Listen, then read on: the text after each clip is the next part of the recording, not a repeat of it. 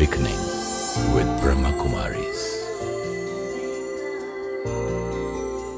नमस्कार and a very warm welcome to awakening with Brahma Kumaris. जागरण किसे कहते हैं? जब हम खुद ये जान ले कि हम क्या हैं, क्योंकि कहीं ना कहीं ऐसा लगता है कि ज़िंदगी का पूरा सफ़र सोते हुए ही गुजर गया, और जब हमने ये जाना कि अरे हम कौन हैं, तो ऐसा लगता है कि खुद को ही नहीं पहचान पा रहे, खुद से ही खुद का तारुफ कराने की कोशिश करते हैं। ये पूरी श्रृंखला जो हमारी चल रही है उसमें इन दिनों हम बात कर रहे हैं डिप्रेशन की। कई सारे मुद्दे आए, कई सारी बातें आई, कई सारी मिथ्स जो डिप्रेशन से जुड़ी हुई थी वो दूर हुई। लेकिन आज जो मुद्दा हम लेकर आ रहे हैं वो है जब हम या आप विक्टिम्स हो जाते हैं किसी भी हादसे का। इस पर बातचीत करने के लिए आज हमारे साथ हैं डॉक्टर गिरीश पटेल, जाने माने साइकोथेरेपिस्ट। डॉक्टर गिरीश, अ वेरी वार्म वेलकम। नमस्कार। नमस्कार। और हर बार की तरह हमारे साथ हैं ब्रह्म कुमारी सिस्टर शिवानी। आपका स्वागत। ओम शांति। ओम शांति। डॉक्टर पटेल, शुरुआत करते हैं उस मुद्दे से कि अगर एक बड़ा हादसा हो जाए, चाहे कोई बॉम्ब ब्लास्ट हो जाए या फिर कोई आग लग जाए या कुछ इस तरह का इंसिडेंस हो जाए जिसमें पब्लिक आउटक्राई भी है, मैं उस जो पूरा हादसा हुआ है उसका एक विक्टिम हूँ। चाहे मुझे फिज़िकली कोई हार्म नहीं हुआ है, फिज़िकली हार्म हो जाए, हैंडीकैप्ड हो जाऊँ तब भी प्रॉब्लम है, लेकिन एक इमोशनल स्कार, एक डिप्रेशन सीप इन कर जाता है। बार बार वो चीज़ याद आती है और उससे बाहर निकलना मुश्किल हो जाता है। तब क्या किया जाए? मैं समझता हूँ इस प्रकार की जो इवेंट्स है उसका कारण एक तो बहुत बड़ा फियर या तो शॉक, क्योंकि मेरा इन्वॉल्वमेंट नहीं है, नहीं, फिर भी वो शॉक रहेगा और वो शॉक बार वो एक जीवन का ऑब्सेशन भी बन सकता है। जो फोबियाज डेवलप होते हैं कई प्रकार के, वो फोबिया इसी प्रकार से डेवलप होते हैं। जैसे ऐसे हादसे हैं तो हो सकता है कोई व्यक्ति को बड़े आवाज का फोबिया हो जाए, थोड़ा भी कहीं क्रैकर्स भी जैसे दिवाली में फूट रहे हैं तो वो एक्सट्रीम उसको फियर हो जाएगा। तो जब तक वो फिजिकल था तब तक तो मैं फाइट आउट करता रहा, सब लोगों ने कहा, लेकिन जैसे वो नॉर्मल हुई लाइफ, जो इमोशनल स्कार्स थे वो भूल के मैं भी अपने आप को खुद मेहनत करता रहा, कहीं ना कहीं वो डिप्रेशन सीप इन कर जाता है। उस डिप्रेशन से कैसे बाहर निकल सकते हैं? उस डिप्रेशन में मैं सोचता हूँ कि रिवेंज बहुत बड़ी बात है। ये जैसे हादसों में एक तो हुआ वो फोबिया, वो एक डिफरेंट इश्यू है, उसको भी हमें डिस्कस करना चाहिए। और एक बात है कि जो रिवेंज की एटीट्यूड आती है कि वैसा क्यों हुआ, नहीं होना चाहिए। कई बार टेररिस्ट अटैक्स होते हैं तो then also no you feel like taking a revenge. कई बार तो ऐसा भी हुआ कि वो भी टेररिस्ट बन गए।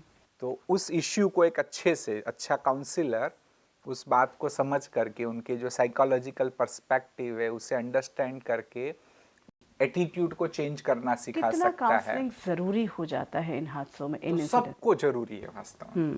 बोले ऊपर से हम कहे भी कि आवश्यक नहीं है, मैं तो नॉर्मल हूँ, लेकिन हर एक विक्टिम को वास्तव में थोड़ा 1-2 घंटा तो काउंसलिंग होना ही चाहिए ताकि हम ठीक से उसे अंडरस्टैंड कर सके और उस अनुसार सही राय दी जाए। बिल्कुल। सिस्टर शिवानी, मेरे साथ ये क्यों हुआ, ये क्वेश्चन कंटिन्यूस हैमर करता रहता है। ऐसे में भारतीय स्पिरिचुअलिटी, अगर हमारी अपनी सोच को हम देखें कि कार्मिक डेप्थ से spirituality actually really helps. Counselling of course has to be there, but ये जो विक्टिमाइजेशन की बात है, जहाँ ऐसे में बिल्कुल सब मेरे साथ क्यों, मैं अच्छा भला था, सब कुछ, मैंने तो कुछ भी नहीं किया, मेरे साथ ऐसा क्यों मेरे साथ ऐसा हुआ, भगवान ने मेरे साथ ऐसा किया।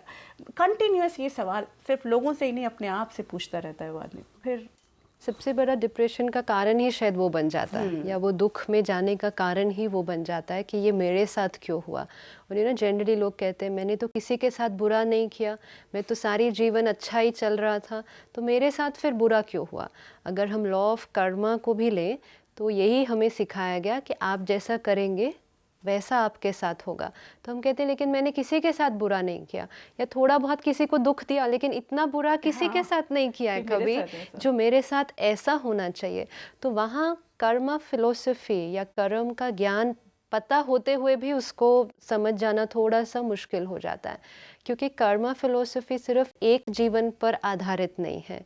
एक जीवन पर वो तब तक आधारित थी जब मैं एक शरीर हूँ, तब मेरे लिए जीवन क्या है, जिस क्षण में पैदा हुई अब तब से लेकर अब तक मैंने क्या अच्छा किया, क्या गलत किया। तो I used to set my parameter, मैंने कुछ गलत नहीं किया।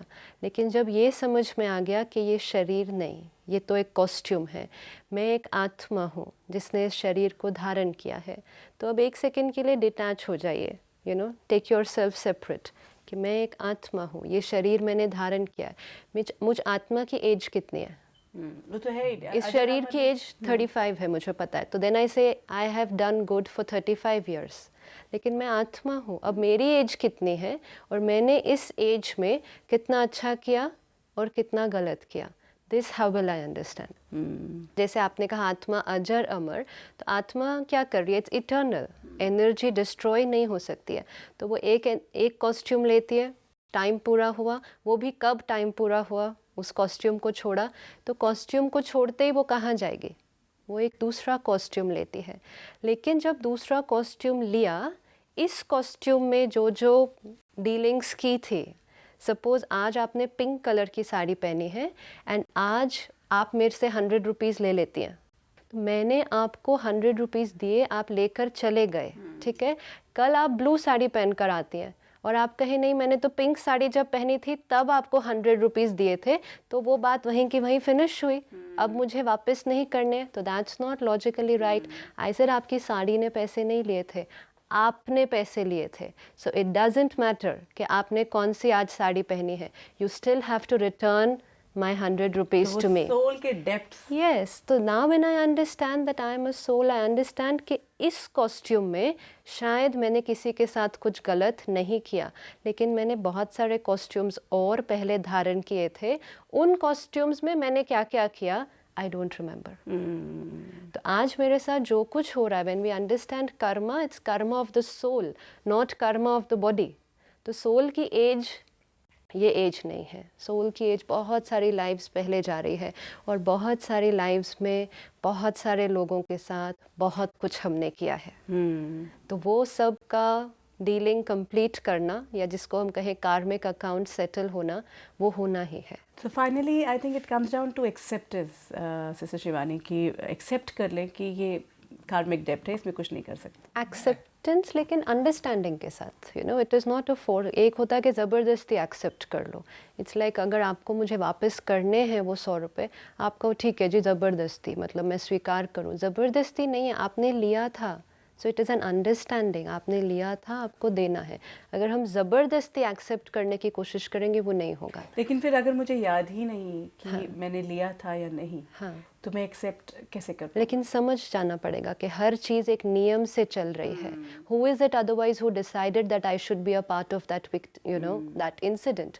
There is nobody else. और अगर जब हम भगवान को दोष देना शुरू कर देते हैं, that is not fair, because पिता है, हम बच्चे हैं, वो कभी नहीं ये डिसाइड करेगा कि एक बच्चा, यू नो, ट्रेन ब्लास्ट का विक्टिम हो जाए और दूसरा बच्चा बिल्कुल ठीक है।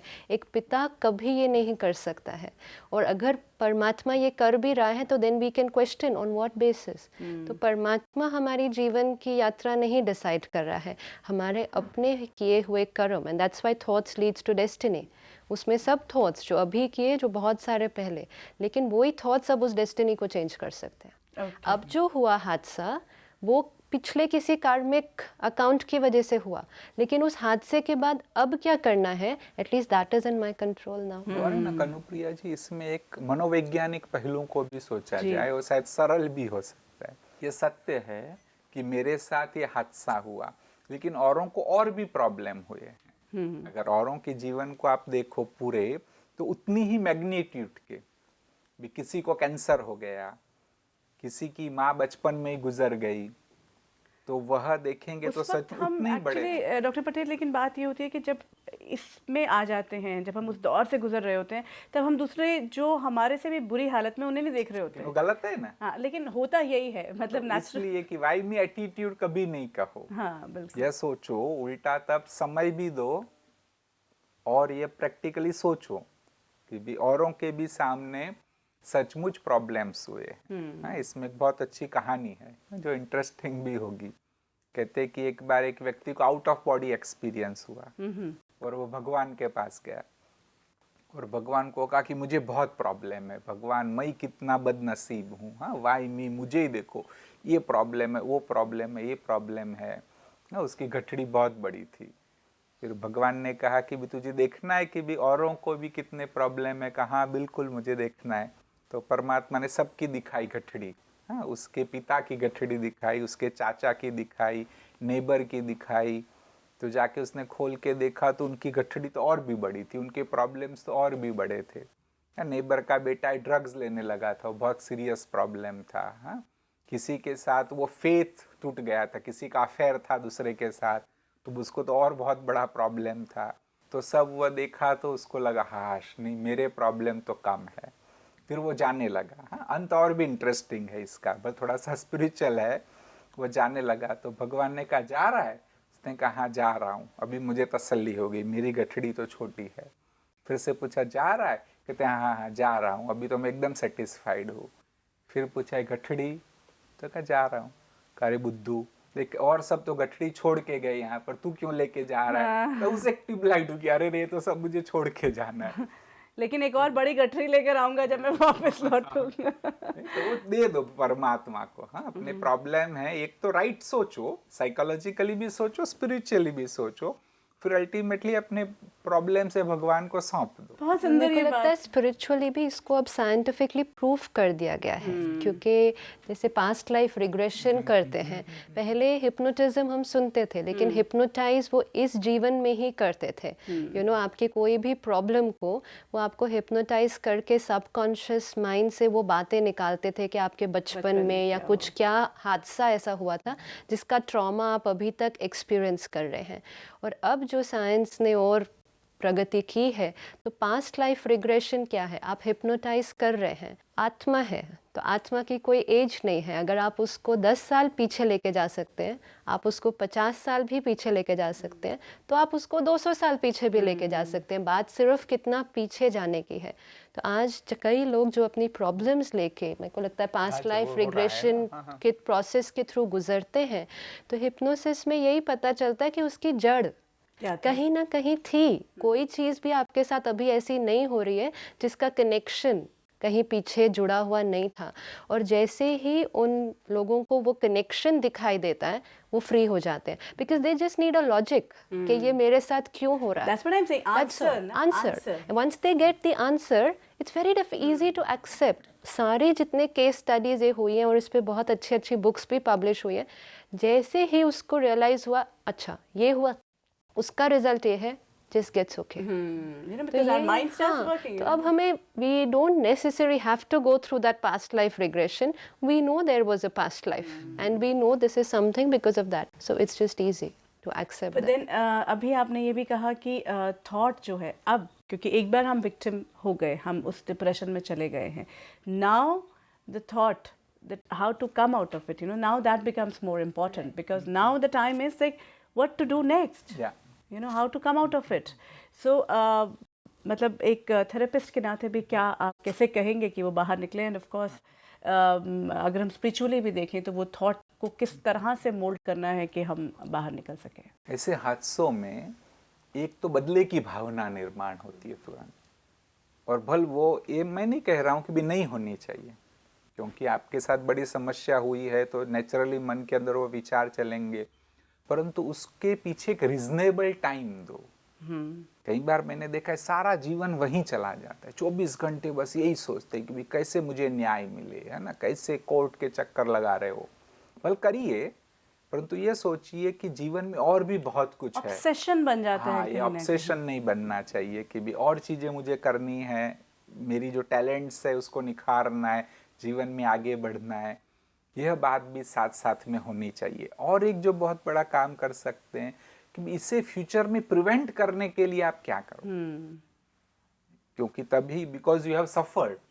नहीं, पर ये जो जब हम इस हादसे की बात करते हैं, इसमें तो हम फ्यूचर में नहीं प्रिवेंट कर पाएंगे, लेकिन जो इंसिडेंट आप बात कर रहे हैं, जैसे हम एक्चुअली जो मेजर डिप्रेशन से गुजरते हैं वो हैं चाइल्ड अब्यूज़ और रेप विक्टिम्स जो हैं, कि रेप विक्टिम अगर आप है वो इंडिविजुअल हो जाते हैं। You are right, rape victim की बात ठीक नहीं, यहाँ पर भी मैं कहूँगा फॉर एग्जांपल टेररिस्ट अटैक्स है, वहाँ if I am a victim से फिर मैं अपनी लाइफ को डेडिकेट करूँ कुछ तरीके से, ताकि लोगों को ट्रेनिंग में दे सकता हूँ कि भी कैसे बचना है और कुछ, है ना, भाई टेररिस्ट को ट्रांसफॉर्म करने के लिए भी कुछ एफर्ट की जाए। ब्रह्मा कुमारीज तिहाड़ जेल में भी जाकर के उन्होंने कई मेडिटेशन के प्रोग्राम्स किए हैं। भले हमारे पास एग्जैक्ट स्टैटिस्टिक नहीं कि कितना परिवर्तन आया होगा, परंतु अगर 10% भी परिवर्तन आया है तो वो बहुत बड़ी वर्थवाइल चीज है। ब्रह्मा कुमारीज ने डाकुओं में भी चेंज लाए, उसके लिए एफर्ट किए। डाकू पंचम सिंह की जो बहुत अच्छी तरह से सुनाते हैं, करीब 2 घंटे तक मेरा उनके साथ डिस्कशन हुआ था। तो कहते थे इम्पॉसिबल था कि अगर ये बहनें वहां नहीं आती तो मेरे में बदले की भावना थी जिससे मैं छूटता, रिवेंज लेता, लेकिन इसकी मेरे माइंड के ऊपर इफेक्ट हुई। तो ऐसी कुछ एक्टिविटी हम कर सकते हैं बिल्कुल, जिससे वो प्रिवेंट हो और कहीं ना कहीं इंस्पायर होके इंस्पिरेशन जो है। और कहा यह जाता है कि जो खासकर मुजरिमों के लिए कहा जाए कि जो इतने प्लानर्स होते हैं, अगर वो पॉजिटिविटी में चले जाएं so they can actually become such good leaders and because they have the quality. यस, तो कहीं ना कहीं वो नेगेटिविटी से निकल के पॉजिटिविटी में आ जाए। अगेन विक्टिम्स के बारे में अगर हम बात करें, खासकर रेप विक्टिम एक ऐसा विक्टिम है जिसके बारे में जिस दौर से गुजरता है उस पूरे हादसे के बाद, वो एक बहुत लंबा वक्फा होता है। बहुत लंबे टाइम तक उस पूरे इंसिडेंट से बाहर निकलना उनके लिए मुश्किल हो जाता है। साइकोलॉजिकली ऑल्सो अगर हम देखते हैं तो वो बाहर कैसे निकल सकती है या कैसे निकलना चाहिए, और how spirituality can help her. कार्मिक, उसका ये सवाल कि मेरे साथ क्या हुआ, तो चलिए कार्मिक डेप्थ था, अब what next? There has to be a next, there has to be a tomorrow. So how is it that she can come out of it? या पहले तो मैं ये बताना चाहूँगा कि इट्स एक्सट्रीम स्ट्रेस। कहीं डॉक्टर राहे ने एक पूरा स्केल तैयार किया है, उसमें बहुत सारे प्रश्न है और ये सारे प्रश्नों के पॉइंट्स भी दिए गए कि भी इसको कितनी स्ट्रेस होगी, जिसमें 100 पॉइंट्स दिए हैं कि नियर रिलेटिव की डेथ हो जाए तो that is 100 point, no marriage is 50 point, क्योंकि दैट इज़ ऑल्सो स्ट्रेसफुल। तो मैं कई बार सोचता हूँ कि जो रेप विक्टिम्स की बात है, it can be even 10,000 points which is extremely severe. लेकिन फिर भी देखा है कि ऐसे सिचुएशन में हर एक का रिएक्शन डिफरेंट होता है। भी कहीं तो डिप्रेस्ड फील करते, they commit suicide even, no, some keep that revenge throughout their life, कहीं तो डरने लगते हैं, always they have a fear. और भी कुछ लोग है, ऑल्दो इट इज रेयर, लेकिन ऐसे भी है कि भी जिन्होंने इसको अपना एक सोशल वर्क बना लिया, कि भी और भी जो इस प्रकार के विक्टिम्स है उनको जाके मिले, उनको काउंसलिंग दी, अपना अनुभव सुनाया, how to come out of it. Doctor साहब, यहाँ एक सवाल बहुत से दर्शक भी ये जानना चाहते होंगे कि ये जो विक्टिम है, क्या ये कभी इस ट्रॉमा से बाहर पूरी तरह से आ सकते हैं? क्या ये पॉसिबल है कि ये जो इमोशनल स्कार है लाइफ का इतना बड़ा, इससे पूरी तरह से बाहर आया जा सकता है? Will they ever be able to lead a normal life? No, first of all, I also agree, क्योंकि ना कई बार कहना सहज है, practically speaking, it's very, very difficult, but still you can. That's what. And even if you can come out to 90% से, है ना, 80%, 90% भी आप बाहर आ गए और अपनी लाइफ को नॉर्मल बना दिया, then that is also effective. Sister Shivani, counseling, spirituality, the whole aspect of knowing myself, will it help? Lots And because can I come out 100%? because I think इस चीज़ में इससे ज़्यादा और कोई चीज़ हेल्प कर शायद नहीं नहीं सकती कर सकती है, क्योंकि कोई और काउंसलिंग बहुत ज़्यादा हेल्प नहीं कर पाएगी इसमें, क्योंकि the pain is too much, you no.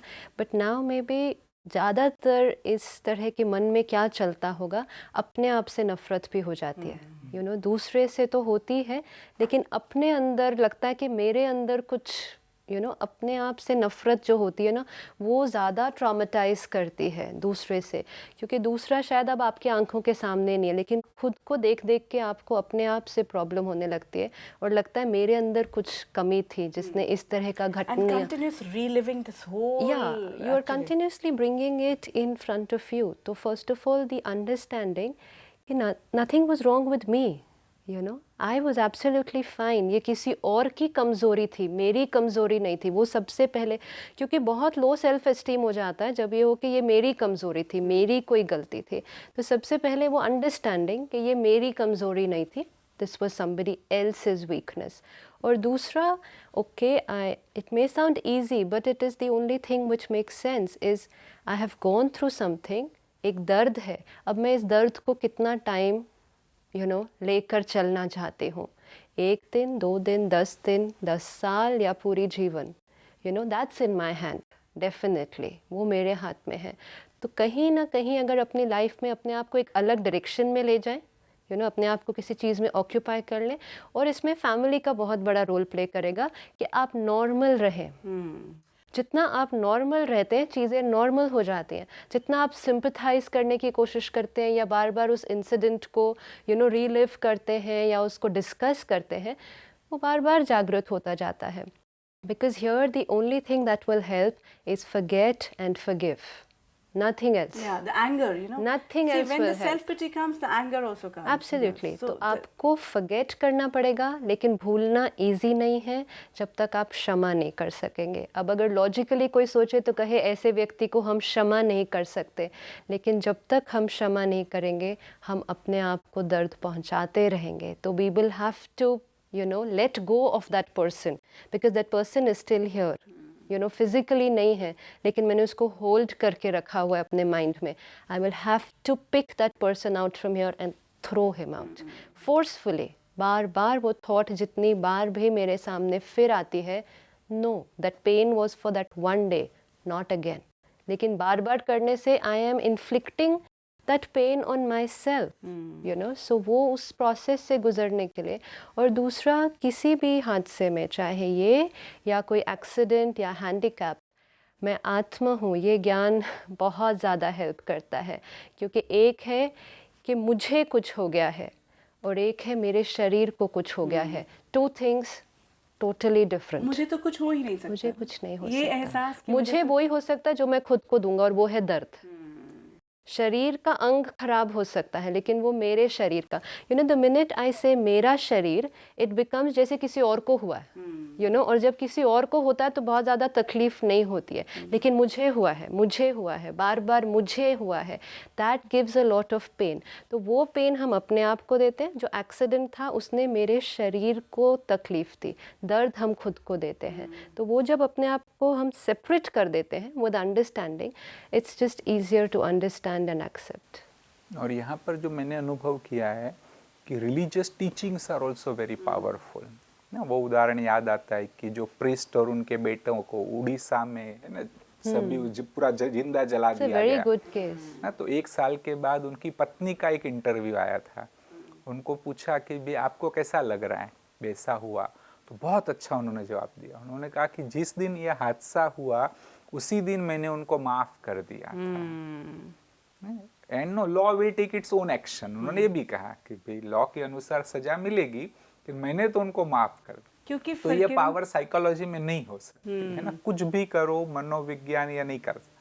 आध्यात्मिक जो उनकी बिलीफ सिस्टम थी, उसके कारण ये power I. And beautiful actually, forgive करना, माफ करने से मैं अपने आप के लिए ही शांति कहीं ना कहीं तलाश, क्योंकि सबसे पहले मैं अपने आप को माफ करती हूँ। See anything you giving to the other person, वो आपके लिए है, ये बहुत इम्पोर्टेंट है। तो दूसरा, हम दूसरे को क्या माफ़ करेंगे, लेकिन खुद को जब कर देते हैं तो we become very light inside. And this example is because that lady is leading a beautiful life. जबकि उनके साथ जो हादसा हुआ, it's difficult to come out of it.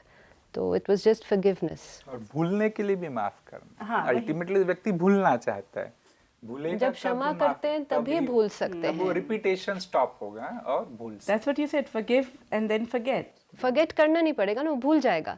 हम लोग जनरली कहते हैं मैं भूल गया ना। अगर आपने, ये तो बहुत बड़ी छोटी बातों में भी आपने मुझे ये कहा, मैं भूल गया जी, मैं भूल गया, अंदर फॉरगिव नहीं किया तो तब तक भूल नहीं सकते। फॉरगिव किया तो वो याद ही नहीं आएगा, और नहीं तो 10 साल बाद भी याद आएगा, आपका एक एक कड़वा बोल याद आएगा। तो it's not forgiven, so it's not forgotten. बिल्कुल। डॉक्टर गिरीश पटेल, सिस्टर शिवानी, बहुत सार्थक हमारी बातचीत रही।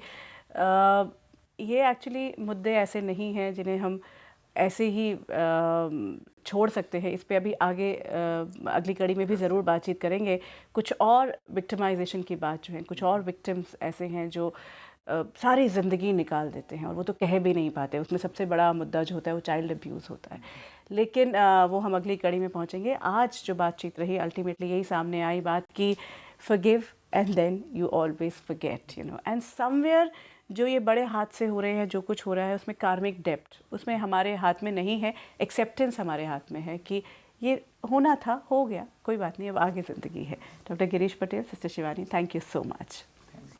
डिप्रेशन से जुड़ी और भी बातें हैं जो आपके दिमाग में होंगी, जो आपको सता रही होंगी और शायद आप हमारे साथ उन्हें शेयर करना चाहते हैं, तो आपका स्वागत है। आप हमें फ़ोन पर संपर्क कर सकते हैं या ईमेल द्वारा भी हमें भेज सकते हैं। हमारा फ़ोन नंबर है If you wish to discuss your problem or have a question to ask or want to know your nearest Raj Yoga Meditation Center, call us on 09999744555. Victims हम में से हर कोई कभी ना कभी हुआ है।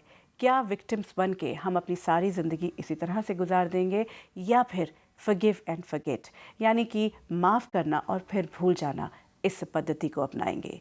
सोचिए और अगली कड़ी में कुछ और ऐसी ही बातें, कुछ और ऐसे ही मुद्दे लेकर आपसे मुलाकात करेंगे अवेकनिंग विद ब्रह्मा कुमारीज में। तब तक के लिए दीजिए इजाज़त। नमस्कार। Om Shanti Om।